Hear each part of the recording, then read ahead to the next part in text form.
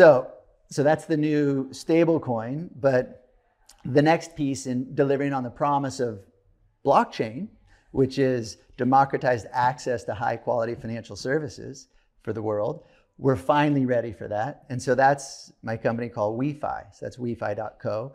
And it is a Deobank. We've coined a new term called Deobank, a decentralized on-chain bank. So there's banking in the traditional systems, and then the neobank, which is using the traditional system, but with no physical presence, just online. And the Deobank is, instead of using the traditional system, it's online, but it's using the future system, the blockchain. And so what that enables is just better services at cheaper rates, because the blockchain does what the regular system does, but just much, much, much more efficiently and on a global scale.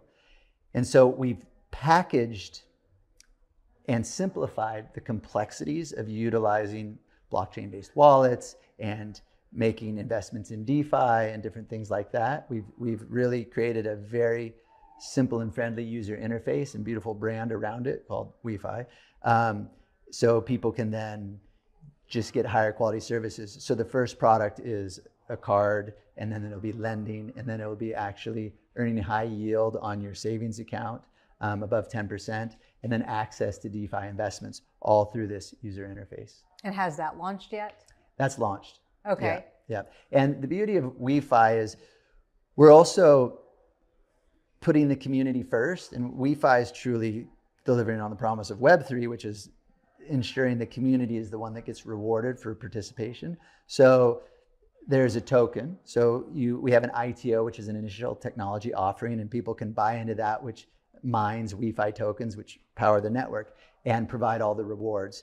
And since we're doing that type of sale, because then tens of thousands of people, and soon over 100,000 people, will be investors and customers. Because while we do provide very efficient banking services in a very beautiful package, there are a lot of people providing banking services. So how do you get ahead in that? You get lots of customers by making them your investors and by rewarding them the most and by giving them the rewards of the network. And the larger the network grows, the more the consumers get.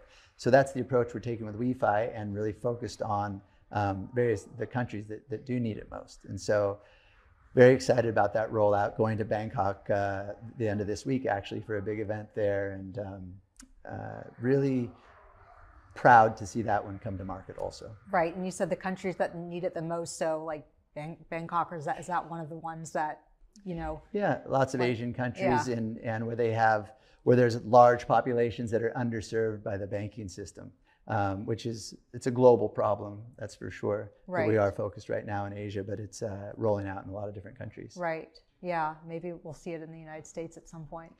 Yes, but that, in order for it to come to the United States, it needs to be more than just the regulatory winds that are back. It needs the regulations to be passed and set, and we need to understand how to navigate the regulatory landscape in order to not get in any trouble and make sure that we're adhering to everything. Mm-hmm. So it's in the beginning, it's easier to kind of roll these things out overseas, where we hold ourselves to those standards, but since the standards haven't even been set yet, you just never know what will happen. But yeah, it should be coming to the US soon as well. Awesome. Well, I'm excited for that.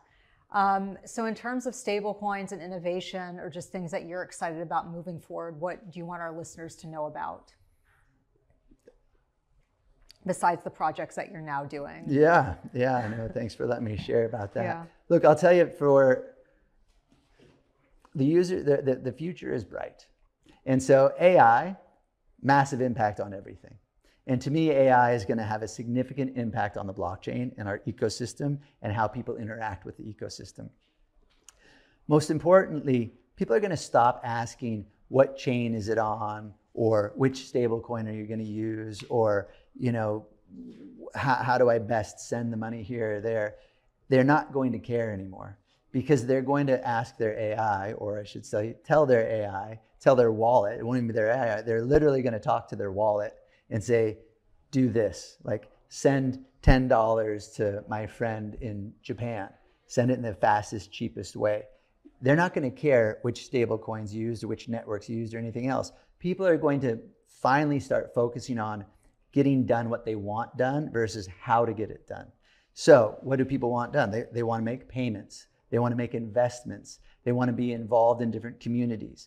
And right now, to make payments and do investments in the crypto space, it's complicated, especially if you want to do self-custody. It's very complicated. There's lots of risks. You might lose your password. You might get hacked.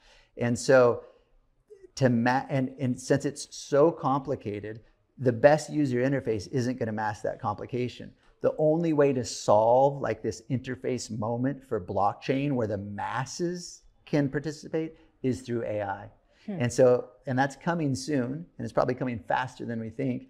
But to me, that's something to lean into for everyone, is the understanding of the nuances of AI, how it works, how to get the most out of it, not just through crypto, but in all aspects of their life. Because like it or not, it's hitting us like a tidal wave, and a lot of people still kind of shy away from it. And so my encouragement is, yes, learn about blockchain and lean in, but just more importantly, learn about AI in all aspects of your life and how you can utilize it, because if you don't, you will quickly be left behind. So yeah, that's interesting. And I'm glad you bring that up, because I was going to ask you about AI and I forgot. So thank you for mentioning that. Yeah.